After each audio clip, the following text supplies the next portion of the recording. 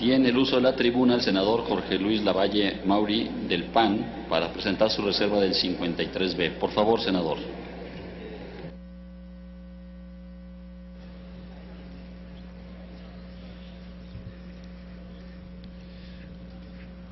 Gracias, presidente, con su permiso. Compañeras y compañeros, agradezco la atención prestada a la siguiente reserva, pues la propuesta que se presenta respecto al artículo 53B en el dictamen en discusión es violatoria a los derechos y garantías de protección de nuestra Carta Magna, establecidas en los artículos 1, 14 y 16, así como también en el artículo 8, fracción primera, y artículo 9 y artículo 25, fracción primera de la Convención Americana sobre Derechos Humanos. En efecto, esta medida atenta en contra de la seguridad jurídica de todos los contribuyentes, debido a que no se establece en qué casos la autoridad realizará las supervisiones electrónicas, lo cual debe ser definido porque, de no ser así, esta atribución quedaría al completo arbitrio de la autoridad, y es indudable que de esta forma prevalecerán este tipo de auditorías por la manera mediante la cual se recaudarán ilegalmente impuestos. Digo lo anterior porque este artículo establece que la autoridad podrá proceder con la preliquidación con base en la información con la que la misma autoridad cuente en el momento en el que se decida proceder a la revisión electrónica, sin especificar cuál es el origen o la validez de dicha información. Incluso no se estipula que esta preliquidación deba ser fundada y motivada. Este artículo fija un plazo desigual y desventajoso para el contribuyente respecto a los tiempos con los que cuenta la autoridad fiscal, tanto para valorar pruebas como para determinar el crédito fiscal, y estipula que una vez transcurridos 15 días después de emitida la resolución parcial, esta se convertirá en definitiva y las cantidades determinadas de manera tajante serán efectivas mediante el correspondiente procedimiento administrativo de ejecución.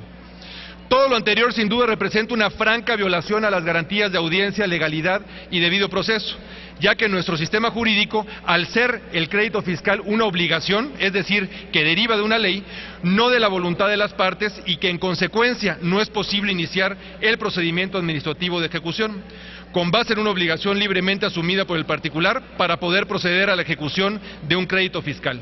Pues la autoridad administrativa debe previamente cumplir con los siguientes requisitos. Primero, iniciar un procedimiento que permita la garantía de audiencia.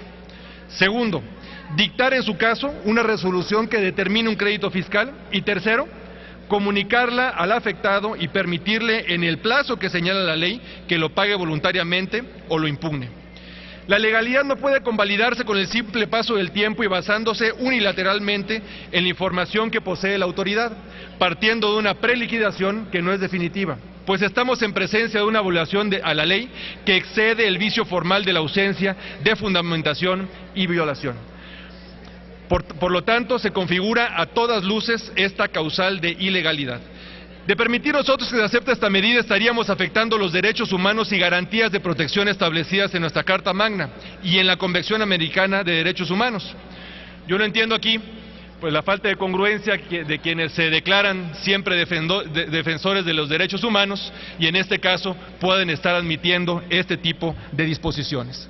Como legisladores debemos proteger cabalmente, entre otros, los derechos y libertades de acceso a la justicia, garantía de audiencia y tutela jurisdiccional.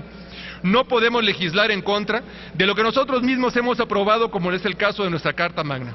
Legislar así implica no ser congruentes con el esquema jurídico que recientemente se ha configurado en nuestro país, basado en la protección de los derechos humanos.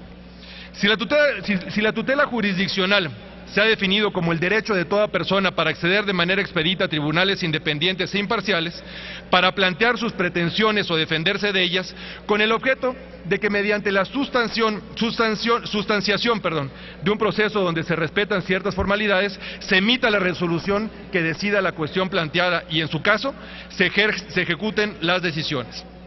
Es evidente que el respeto a esos derechos y libertades no debe supeditarse a requisitos innecesarios, excesivos, carentes de razonabilidad o proporcionalidad, ni basarse en un resultado previo, como lo plantea el artículo 53B del Código Fiscal de la Federación. Es por lo anteriormente expuesto que les pido, compañeras y compañeros senadores, que modifiquemos este artículo protegiendo los derechos de los contribuyentes y las garantías de protección constitucional en las revisiones electrónicas. Mi reserva no gira en torno a lo que no se lleven a cabo las revisiones electrónicas, sino que se desincorpore del artículo 53B el criterio de que la preliquidación se convierta en liquidación definitiva bajo los términos y plazos que establece este artículo, o en su caso, que para la realización de estas revisiones se tome en consideración las mismas reglas y plazos vigentes que al día de hoy se tienen para las revisiones de gabinete o visitas domiciliarias. Esto, en otras palabras, significa que le estaríamos dando la facultad o potestad, en este caso al SAT, para que por correo electrónico inicie las auditorías, que en 3 días tiene la obligación el contribuyente de enterarse, y de no hacerlo, se le considere como enterado. Y después tiene un plazo de 15 días para poder entregar la documentación comprobatoria. Y de no hacerlo, le dictan el crédito fiscal. Esto es claramente violatorio de los derechos y garantías individuales de los ciudadanos y espero podamos votarlo en contra. Muchas gracias. Gracias, senador.